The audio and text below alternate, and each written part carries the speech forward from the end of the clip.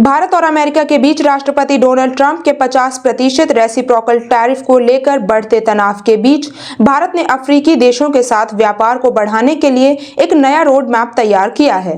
भारत और अफ्रीका 2030 तक द्विपक्षीय व्यापार को दोगुना करने के लिए काम करेंगे।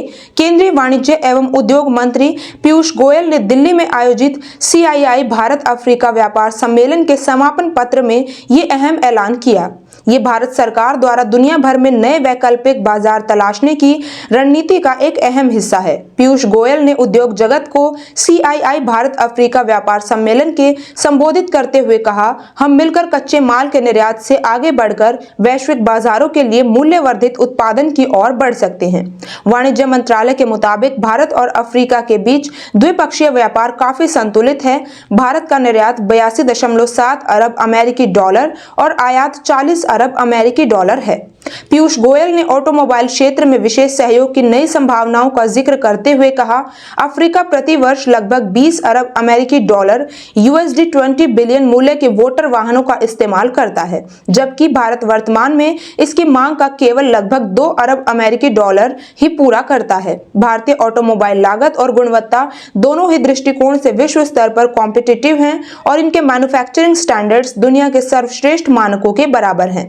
भारतीय निर्माता अफ्रीका में यात्री वाहनों, वाणिज्यिक वाहनों, कमर्शियल व्हीकल्स, दोपहिया और तिपहिया वाहनों तथा किफायती इलेक्ट्रिक मोबिलिटी समाधानों, इलेक्ट्रिक मोबिलिटी सॉल्यूशंस की बढ़ती मांग को पूरा करने में महत्वपूर्ण भूमिका निभा सकते हैं। इससे अफ्रीकी देशों के लिए कॉम्पिटिटिव प्राइस पर विश्वसनीय, फ्यूल एफिशिएंट और पर्यावरण की दृष्टि से टिकाऊ वाहनों, एनवायरमेंटली सस्टेनेबल व्हीकल्स तक पहुंच के व्यापक अवसर खुलते हैं। वाणिज्य मंत्रालय का आकलन है कि बदले में भारत महत्वपूर्ण खनिजों, पेट्रोलियम उत्पादों और कृषि सामानों जैसे अफ्रीकी संसाधनों के अधिक आयात से फायदा उठा सकता है। यह संतुलित व्यापारिक आदान प्रदान दोनों क्षेत्रों को व्यापार बढ़ाने, रोजगार सृजन करने और दीर्घकालिक औद्योगिक भागीदारी निर्माण में सहायता करेगा।